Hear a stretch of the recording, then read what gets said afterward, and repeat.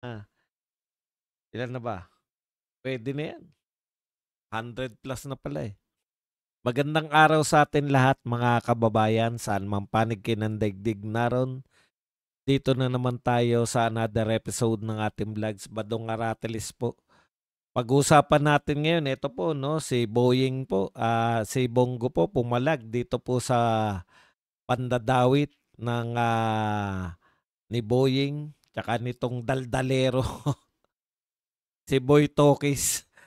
Boy Tokis Dizon. Tinotokis lang tayo niya ni Boy Tokis eh. Wala naman napapakulong, wala naman nagagawa. Boy Tokis lang. Tokis-tokis lang. Boy Tokis Dizon. John Vic. Aba, nagsoli po ng 500 million na insertion daw po sa PNP. Uy, hawak mo PNP. Bakit ka pumayag na may insertion sa PNP? Hawak mo yan.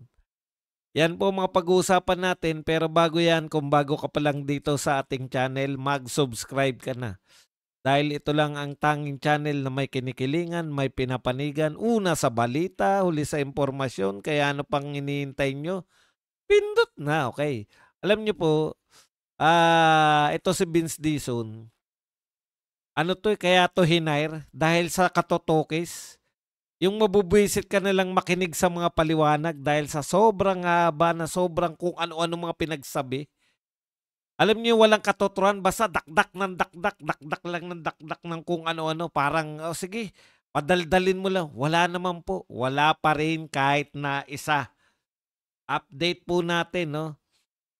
Mula po nung nagsona, wala pa rin po kahit isang nakukulong. Ganyan po kalupit tong gobyerno. Ano po ba ine-expect nyo sa gobyerno? No? Ine-expect nyo ba na malulutas ng gobyerno yung pagnanakaw na sa panahon nila naganap? Yung attitude po yung hindi natin kayang tanggapin eh. Yung nagalit yung Pangulo tapos may nakulong kinabukasan, yun po siya may pag-asa. Pero yung nagalit ang Pangulo at nagsalita na kung hindi lang ako Pangulo, magrarally rin ako. Ano yung rarally mo? Sarili mo? Lalabanan mo sarili mo? Kaya ito po yung mga bagong ano niya, panay tokis po, panay tokis. Dito po ako bilib na bilib dito kay Boy Tokis Dizon, no? Buhat po na naging sekretary yan ng transportation, wala nang ginawa yan kundi tumukis ng tumukis. Wala po natatrabaho yan, daldal lang ng daldal. Ito po, iba't ibang pagkakataon, pakinggan nyo po itong tao na to. Ito po, sa loob ng isang araw, 3 po ang inatinan niya na tumutokis siya. It's all immaterial. Yan, Whether I pakinggan nyo work lang po with kung ano-ano someone or pinagsasabi not, na lang. any allegation of needs to be taken to the end. To the end. Is our job here. Our job here. Sino sabi Wala kang ginagawa. Gago, daldal ka ng daldal. Sarili ng presidente nagsabi nun. So, immaterial yan. Katrabaho ko o nakasama ko, immaterial. Kung saan ang ebidensya at yun ang ginagawa namin ngayon together with you. We're already looking at starting to look at the evidence from the previous administration. Wherever the evidence doesn't matter. Clarification. Ang takaw niya sa mikropono, no? Si Vince Dizon, pag nakakita ng camera, kahit hindi naman siya yung main guest, pupuntahan niya yung mga camera at magpapa-interview na. Ito pa po isang interview. Kailangan mag-cooperate sila. Kung hindi sila mag-cooperate, pasensyahan tayo. Knock nung puman, tapang ganun naman kasimple yun eh. Kailangan mag-cooperate sila. Kung hindi sila mag-cooperate, pasensyahan tayo. Yan po sinabi niya sa mga diskaya. Pasensyahan tayo. Ganun lang naman kasimple yan eh. Ilan na ba napakulong mo? Wala pa. O sige, tuloy natin. Binigyan na nga sila ng pagkakataon ng ICI na mag-cooperate. Pero ngayon na hindi sila mag-cooperate.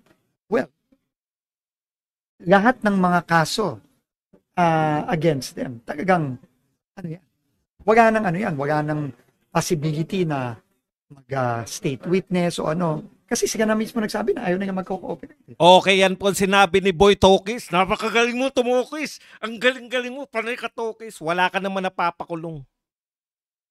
So, and tanda. O, ito pa isa, si Boy Tokis pa rin. Ibang okasyon naman to. Tuwing nakakakita po siya ng camera, basta nagsasalita na lang. Wala nang ano-ano yan. Respond by reiterating what the President told me when I was asked to take on the DPWH portfolio. Simple lang po ang sinabi ng Pangulo nung nag-usap kami. Kailangan linisin ang DPWH from top to bottom. Ang ganda magsalita. Kailangang linisin ang DPWH from top to bottom. Kaya lahat po ng ginagawa natin nitong nakaraang buwan, 1 month and 1 week, is para sundin yung utos sa atin ng Pangulo. Galing. Galing mo talaga. Tandaan nyo, ha? Panay ka Tokis. Si Boy Tokis po. Ayan, wala po nagagawa kundi mag-Boy Tokis. In fairness po, no, ibalita naman natin, may ginagawa naman po yung ICI. Tayo po, ihiramin lang po natin yung Tokis ni ni Banat Bay. Pag maganda, pinupuri. Pag mali, binabanatan. Purihin naman natin yung ICI. In fairness po sa ICI, may ginagawa naman po sila. Ito po ito po ang ginagawa naman ng ICI. Ito po, news update. Ano po ba ang ginagawa nyo sa ICI ngayon? Kasi wala po kaming alam dahil hindi po televised. Kahit po hindi live yung ginagawa po nila, i-update ko po kayo. Kasi ganun talaga eh. Kung may ginagawa naman, i-update mo Badong. Hindi yung banat ka lang ng banat. May ginagawa naman, hindi naman Tokis lang ng Tokis siyang katulad ni Boy Tokis Dizon eh. Hindi naman nagtotokis lang yung ICI. May ginagawa po yan. At dapat po, kahit po ahensya ng pamahalaan yan, kung may ginagawa, pupurihin mo. Babatiin mo sila. Ipagmamalaki mo yung gagawin nila. O, di po ba?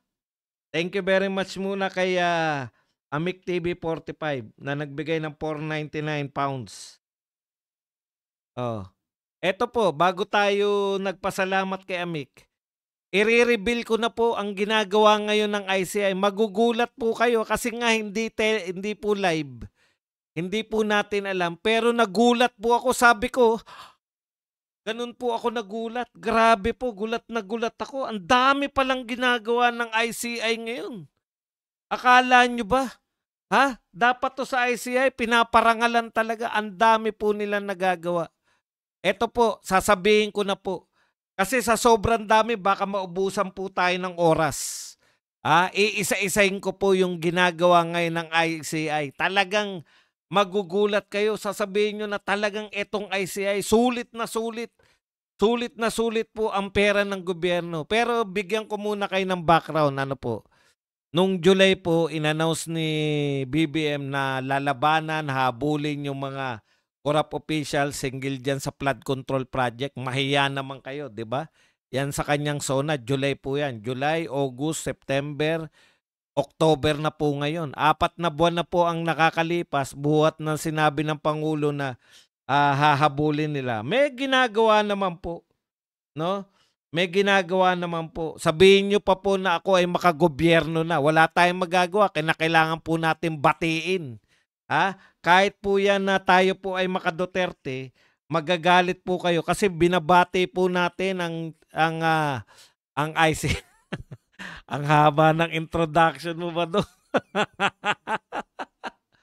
Eto na po, sasabihin ko na po kung anong ginagawa talaga ng ICI. Kayo naman masyado kayo apurado.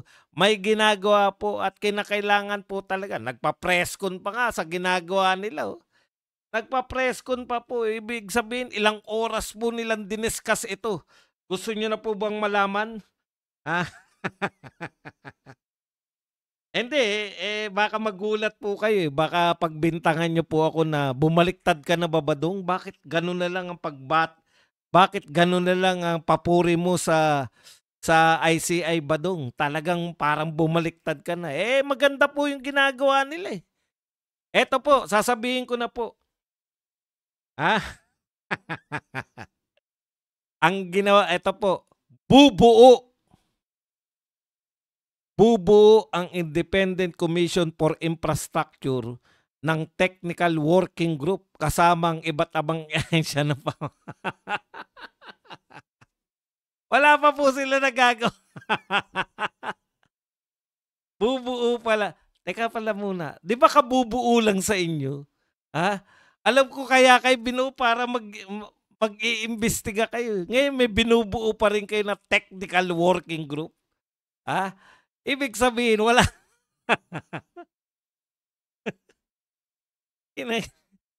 Pinoproblema na nga namin eh. Redundant na nga kayo eh. Yung ICI eh. 'Di ba? Redundant na nga kayo dahil wala naman pong silbi yung ginagawa ninyo, no? Tapos bubuo pa kayo ng technical working group kasama po yung iba't ibang ahensya, panibago na naman.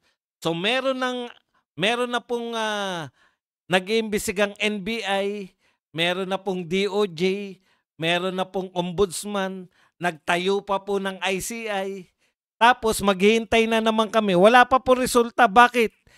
Bumubuo pa lang kami ng technical working group eh. O, ano pong nahitan na natin buhat nung nagtayo yung ICI? Naisipan po ng ICI na para po kami makapagtrabaho ng maayos ay kinakailangan natin bumuo ng isa pang organisasyon within sa ICI. Ito po yung technical working group. Anak ng tinapay naman.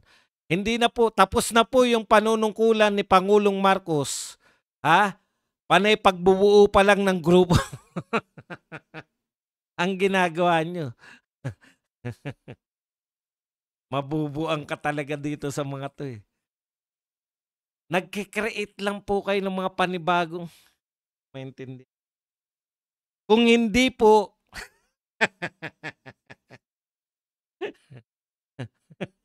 wala po sila nagagawa dahil bubuo pa ng grupo eh.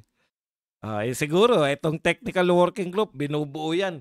Kukuha sa ombudsman, kukuha sa NBI, kukuha sa anak ng tinapay sa DOJ. Hindi na po natapos yung pagbubuo ng grupo. Yung ICI nga po, binuo po yan. Tapos yung ICI, bubuo pa rin ng panibagong grupo. Yung bubuuin yung technical working group, bubuo pa rin yan ng secretariat. Yung secretariat, bubuo pa rin po yan ng ad hoc committee. Yung ad hoc committee, magbibigti na. Tapos na ang termino ni Marcos.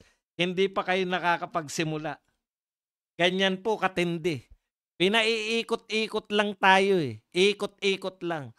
Meron na po ba nahita sa pag-imbestiga na ICI? Ay, pasensya na kayo. Matagal talaga eh. Kasi bubuo pa lang kami ng technical working group.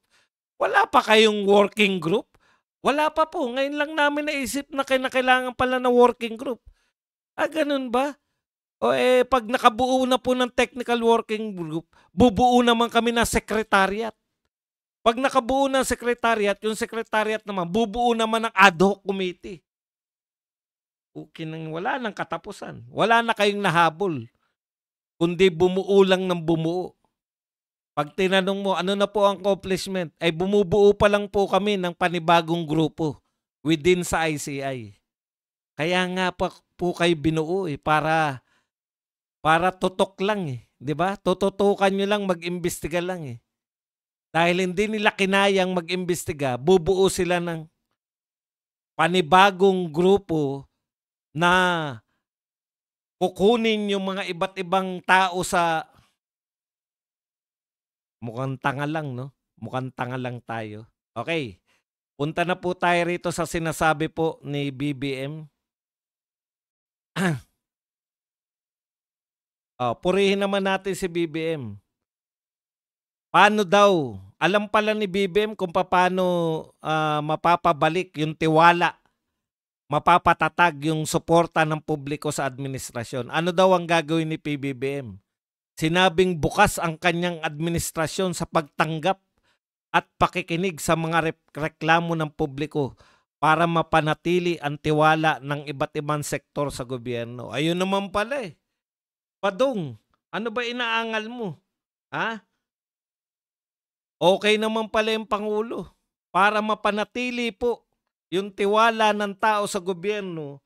ay bukas po ang administrasyon sa pagtanggap at pakikinig ng reklamo nyo. Mr. President, matagal na kaming nagrereklamo eh. Matagal na po nagrereklamo yung mga tao.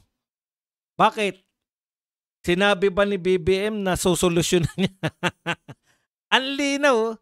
Sabi ni BBM, bukas ang kanyang administrasyon sa pagtanggap at pakikinig sa reklamo. So lahat po ng reklamo ninyo, tatanggapin at pakikinggan. In fact,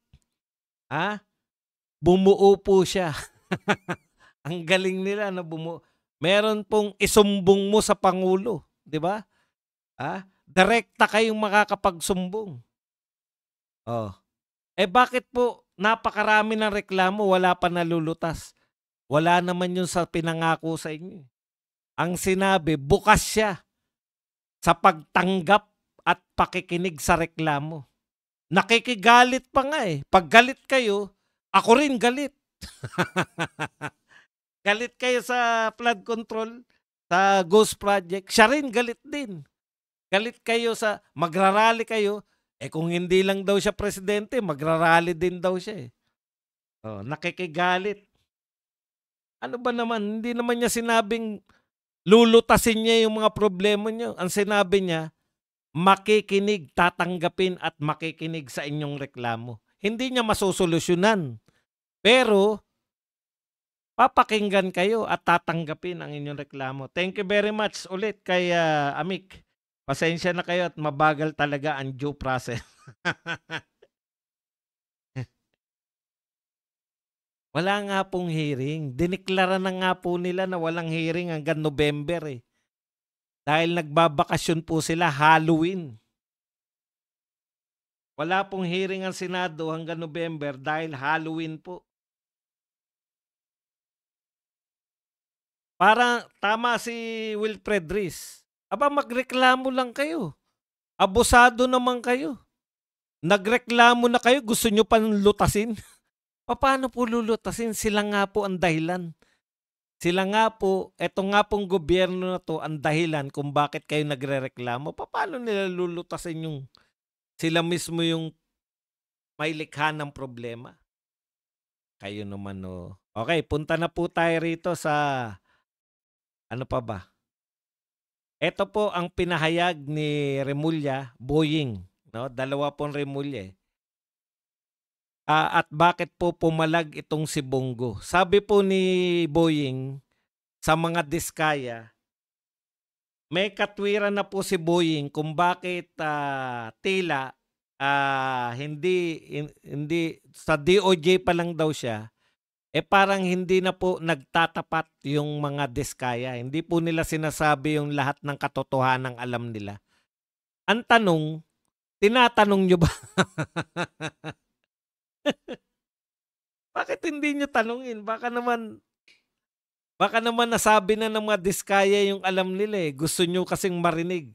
Ano po pala yung gusto nilang marinig? Ngayon po, nireveal na ni Boying Remulla. Ito po ang sinabi ni Boying Remulla. No? I think they've been protecting Bongo. Pinoprotektahan daw po ng mga diskaya. Yun pala yung dialogue nila. Yun pala yung kanilang ano. Matagal ko na kasing iniisip eh. Ano kaya yung tell-all? Isa lang po, di ba? Isa lang yung sinasabi ni Tito Soto, ni Ping Lacson, ni Boying Remulla. Hindi nagsasabi. Selective. Yan, pati wordings po pare-pareho. Selective lang yung sinasabi. Hindi tell-all. No? So may pinoprotektahan yung mga diskaya. Only to find out nung sinabi na ng diskaya, nanawa na po yung diskaya eh. Sinabi ng diskaya na tama na yan, hindi na kami makikipagtulungan sa ICI. Ngayon, si Boy Tokis, dumakdak. Ano yung sabi ni Boy Tokis? Ano na nga yung sinabi niya? Sa sobrang kadaldalan mo, Boy Tokis, wala na ako natandaan sa mga sinabi mo. Ang sabi niya sa mga diskaya,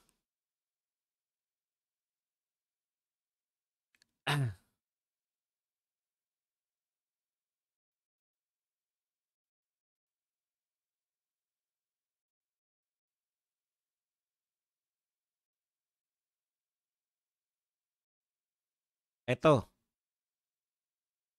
Kung hindi sila magko-cooperate, wala na raw siyang magagawa. pasensyahan tayo. Di ba? Ganun na naman kasimple yun. Alam mo, may Binigyan nagagawa na nga sila ng pagkakataon ng ICI na mag-cooperate. Pero ngayon na hindi sila mag-cooperate. Well, lahat ng mga kaso against them, talagang, ano yan, wala nang possibility na mag-state witness o ano. Binaliktad pa eh. Kayo nga, yung ICI nga yung nagsabi na hindi nila kukuning state witness. Kaya sabi ng Diskaya, bakit pa kami makikipagtulungan sa inyo kung wala naman kaming pag-asa maging state witness? So binabaliktad nila ngayon yung Diskaya, ang sinasabi nila, kaya pag hindi na kayo state witness, hindi na kayo makikipagtulungan. Natural. Di ba? May ginawa silang kasalanan. Sino ba namang magsasabing wala silang ginawang kasalanan? Alam na natin yun eh, may ginawa silang kasalanan. Gusto nga nila mag-state witness precisely para mapatawa, para wala silang gusto nila makipag-cooperate para maligtas nila yung sarili nila. Eh kung hindi nila kayang iligtas yung sarili nila, bakit pa sila makikipagtulungan para ipahamak yung sarili? Yung purpose nga nila ng pakikipagtulungan sa gobyerno para mawalan sila ng kasalanan. Magtapatan na tayo. Ganun talaga yung mga star witness. Walang mangyayari. Kaya tuwan-tuwa ngayon si Martin Romualdez. Bakit? Una, hindi na nagpapakita si Gutesa. Ikalawa, dalawa lang po yung nandamay kay Romualdez eh. Si Gutesa at saka itong mga Diskaya eh. Pag hindi na po nakipagtulungan yung mga Diskaya, wala nang testigo laban kay Martin. Pag walang testigo, walang kaso. Oh. Ang matindi pa nito, si Martin pa ang balak na gawing state witness. Dahil alam niya yung lahat na yung katwiran dapat yung state witness, alam yung lahat. Natural. Siya pinakamalaking parte. Bakit hindi niya malalaman? 'Di ba? Iyan yung problema nitong investigasyon natin dito eh. Ikalawa, pwede naman palang tumanggi dyan sa ICI na yan. Wala rin silang magagawa. Ang tagal-tagal nating create yung ICI. Pag sinabi pala ng iniimbitahan na ayaw ko na makipagtulungan, wala silang magagawa. Bakit? Wala silang contempt power. Kung walang contempt power, hindi nila pwedeng pilitin. Kung ayaw na, sabihin na ayaw na namin. Tapos na ang ICI. Eh kung ma-realize siya na pwede pala yun, tumanggi ka. O pwede. Bakit pa tayo nagtayo ng ICI in the first place? Kung pwede palang tanggihan. Samantalang ang Blue Ribbon Committee, hindi ka pwedeng tumanggi. Pag tumanggi ka, bibigyan ka ng subpoena. Tapos show cause order, tapos contempt. Warrant of arrest na. Yung ICI, kahit hindi ka umattend, tignan natin kung anong gagawin nila kay Saldico. Wala silang magagawa kay Saldico dahil wala silang contempt power. Hindi nila pwedeng i-contempt. Kung Senado ang nag-imbita kay Saldico, pwede na nating i-contempt si Saldico dahil hindi siya dumalo. Pwede na nating issuean ng warrant of arrest. Pag may warrant of arrest, pwede nang pakuha si Saldico.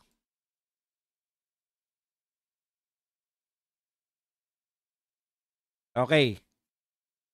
Punta tayo rito sa balikan natin yung sinabi ni Boying Remulla. Ayon kay Remulla, pinoprotektahan daw ng Diskaya si Bongo. Ang tanong natin, bakit suspect ba si Bongo? Sa lahat po na nag-iimbestiga, wala po ako narinig na mayroong resource person. Both houses sa House of Representatives at saka sa Senate, wala po ako narinig na nagsabi na si Bongo po ang nag-utos sa amin, si Bongo po ang nag-insert, si Bongo po ang nag-utos sa amin na gumawa ng proyekto na yan. Si Bongo po ay may nakatanggap ng 25% to 30%. Eh baka takot lang yung mga testigo kay Bongo? Paano ka matatakot kay Bongo? Senate President nga. At that time, Senate President pa po si Chis Escudero nung pinagbintangan. Diba? Senate President nga, hindi kayo natatakot eh. Yung mga testigo, sinasabihan si Senate President na may porsyento eh. Yung mga senador nga, si Jinggoy at saka si Joel Villanueva, si Jinggoy po, at that time na siya ay pinagbintangan, Senate pro tempore. Pangalawa po siya sa pinakamataas sa Senado. Parang late na yun nung natanggal na si Chis, di ba? Tsaka diniin eh. Pero nung ang unang dinidiin si Jinggoy tsaka si Joel Villanueva, mga senador sila. Yung isang majority floor leader. Matataas po ang tungkulin. Mas mataas po ang tungkulin nila kaysa kay Bongo. Oh. Pero may tumistigo laban kay Jinggoy, may tumistigo laban kay Villanueva. Walang tumitistigo laban kay Bongo. Paano nyo sinasabi na pinoprotektahan ng diskaya si Bongo? May narinig ba tayo na may tumistigo kay Bongo na pinadadalan siya ng 30%, 20%? May mali-maleta bang binigay kay Bongo? Paano po protektahan yung hindi naman sangkot? Yun yung problema natin dito eh. At saka, yan pa rin ang uunahin nyo. Sabi nga, 421 ang possible na ghost project. Pero uunahin nyo pa rin imbestigahan yung ugnayan ng mga diskaya kay Bongo. Ang tanong, ano ba yung CLTG ba? Yung construction company daw po ng mga kamag-anak ni Bongo. Titignan daw nila yung ugnayan. Bakit po? Meron po ba na ghost project yung construction? Hindi ko po pinagtatanggol si Bongo. Pero natitiyak ko po sa inyo na walang ghost project. Bakit? Nakabantay ang media. Alam nyo po, kung yung Dolomite nga, pinag-initan ng media, wala namang mali. Wala namang problema. Hindi ghost project yung Dolomite, no? Kaya lang nila binabantayan kasi akala nila tatangayin sa dagat. Kaya nila binabantayan, pag umuulan, akala ng mga engot na media, tatangayin yung Dolomite papunta sa dagat. Kaya nila mukhang tatangayin kasi tatanga-tanga sila. Hindi nila alam yung Dolomite.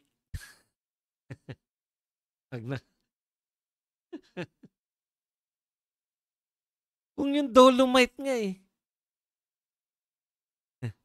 Pinagtsatsagaan yung bantayan eh. Yan pang meron kayong nakita na ghost project yung mga construction company ni Bongo.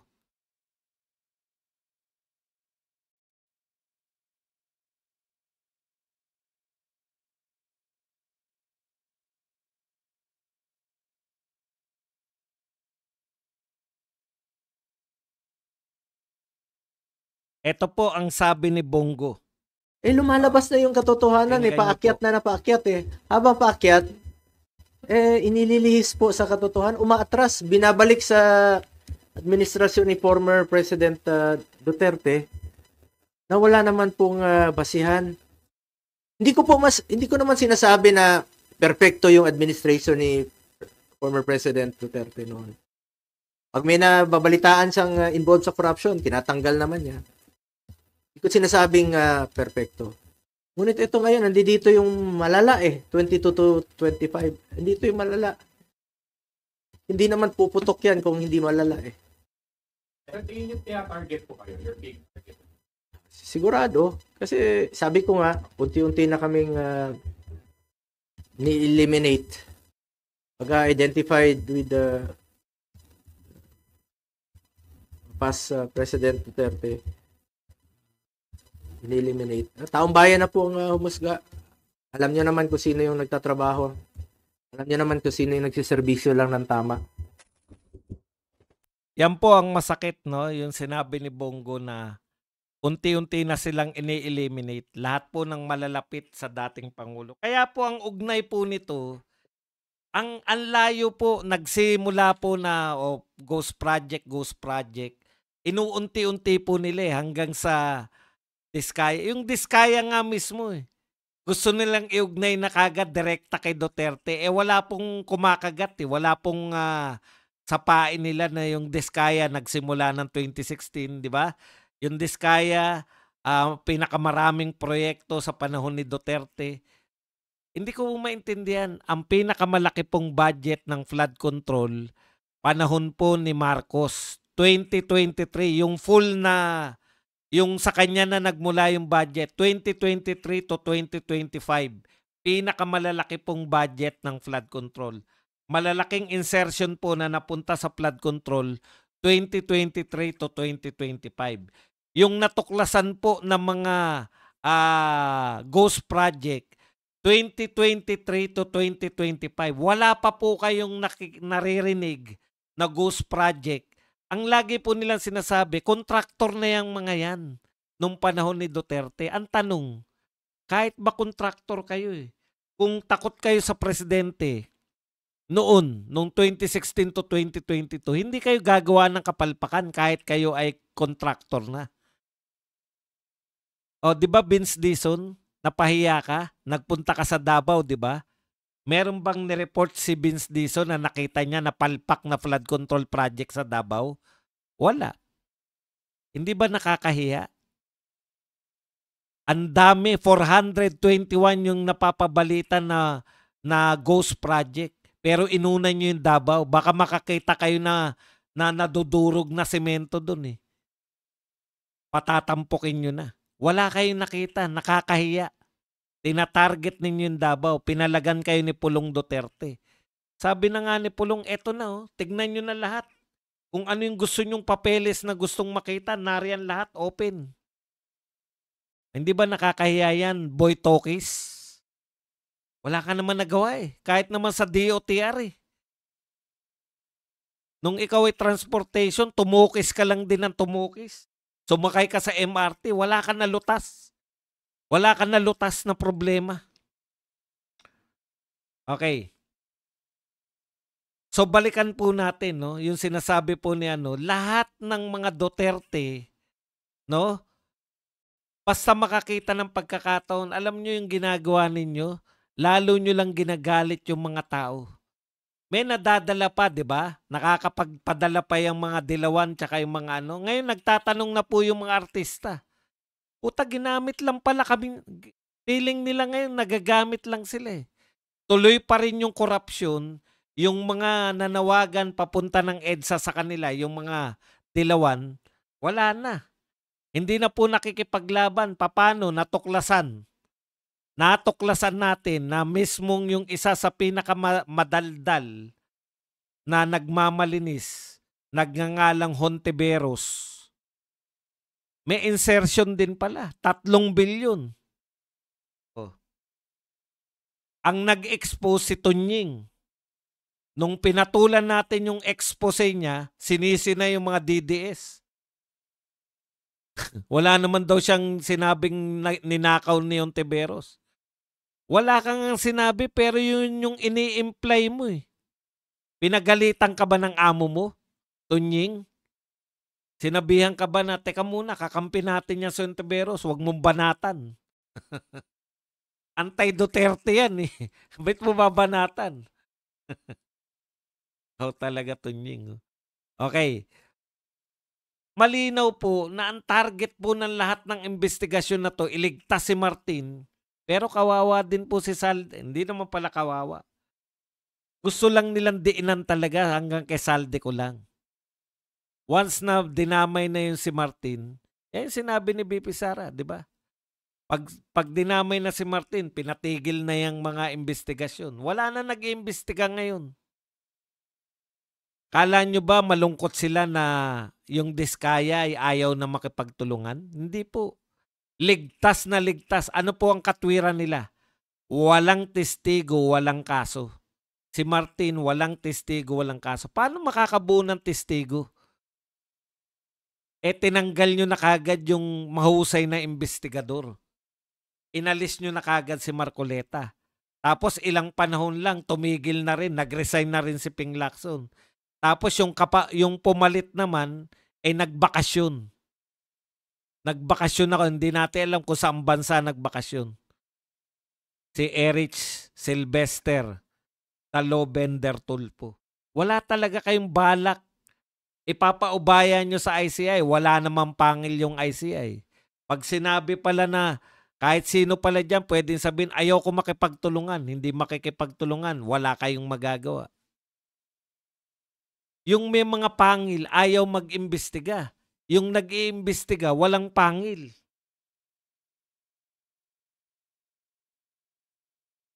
Hindi namin alam kung anong ginagawa ninyo dyan sa ICI na yan. Okay. Punta po tayo rito. Baka maubusan tayo ng oras. Puntahan na natin tong kay John Vic Remulla. Eto, nagtataka rin ako rito eh.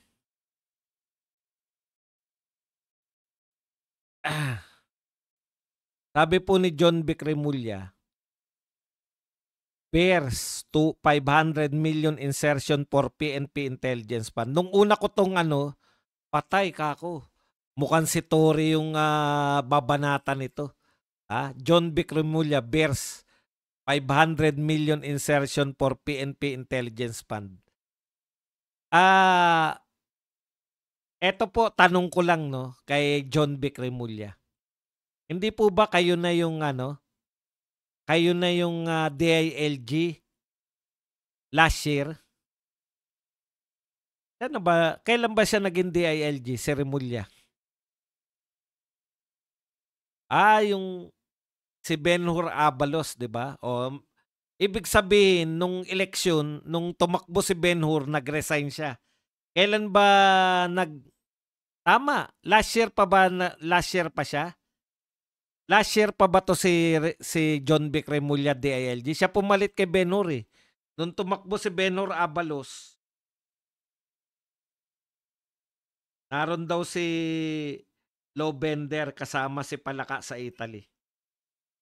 Sabi ni Amik. Thank you very much sa patriple, Amik. Di ba last year pa yan? Bakit ngayon mo lang nakita na may insertion sa PNP?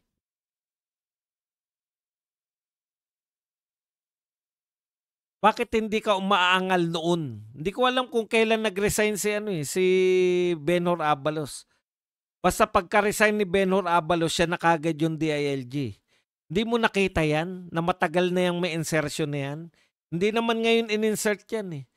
Ngayon, nung napabalita yung mga insertion, masama na yung kahulugan ng insertion. Last year pa. Same, siguro mga ganitong panahon. 1 taon ka na riyan. Ibig sabihin, hindi mo rin sinuri. Bakit ngayon mo lang nilabas na may 500 million? Kasi nauso yung insertion. Hindi ko alam yung purpose niya eh. Pero ayon dito, yung 500 million, tignan nyo yung dialogue ang nag-insert daw niyan sa PNP Budget Intelligence Fund, PNP Intelligence Fund, ay walang iba kung hindi ang isang opisyal na napabalita rin na gustong mag-import ng 3,000 milyong 500 yung 3,000 container ng mga isda. Sino ba yun? Si Saldico. Ibig sabihin, gusto nilang diinan si Saldico. Bakit hindi mo sinabi yan last year? Nung bati-bati pa kayo, nung hindi nyo pa dinidiin si Saldico na may 500 million na insertion. Ngayon, pandiin yan kay Saldico para wala nang ligtas si Saldico. Ang tanong, nasan si Saldico? Dinidiin nyo si Saldico para lahat ng galit ng tao meron. Hindi po pwede kasi na absuelto si Martin pero walang mananagot. Kaya ang pinapanagot nila yung Diskaya tsaka to si Saldico. Wala kaming problema dyan kay Saldico tsaka kay Diskaya. Ikulong ang dapat ikulong. Pero wag nyo pong ibabalik sa mga Duterte. Kasi pagtatawanan lang kayo ni BP Sara, walang kinalaman dyan si BP Sara. Iuugnay na lang nila kay Duterte yan, sa mga Duterte, sa pamamagitan ni Bongo. Kaya tama yun, palaga ni Bongo yan. Okay. Ang tanong, nasa na yung pera? Sinuli po ni John Vic Remulla yung pera. O, yung 500 million. Kasi hindi naman daw nila kailangan yan. Hindi naman daw sila nag-request. So kung sinuli mo, saan mo sinuli? O, ang katwiran ni John Vic, sinuli niya yung pera kasi hindi naman nila yan hiningi. Kaya isosoli na lang nila yung pera. Teka muna. Oktubre na eh. Bakit ngayon mo lang isosoli? Oktubre na. Yung budget natin nagsimula January. Bakit ngayon lang kayo magsusoli ngayong Oktubre? Di ba dapat nung January pa o February o March? Bakit Oktubre? Patapos na taon.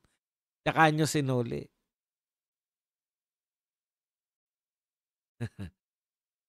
Ngayon, tanong, sino po ang may hawak ngayon ng pera? The 500 million that was insertion which we returned over to the office of the president. Wow, congratulations BBM. Bakit pala sa office of the president nyo isosuli? Di ba sa treasury dapat? Hindi ako sigurado. Direkta sa office of the president? Ang galing. Pabili ng jacket, boss, para kay Lovely Castro Mayor. Sure. Lovely Castro Mayor, ini-sponsoran ka ni Amik. Pwede bang mag-comment ka lang, Lovely Castro Mayor, para madyakitan kita? Baka wala naman siya riyan, Amik. Ayun. Matindi ka talaga, Amik. Ha? Matindi talaga to si Amik. Basta maganda, walang ligtas kay Amik eh. Maraming salamat kay Amik para sa pa-jacket ni Lovelyn Castro Mayor.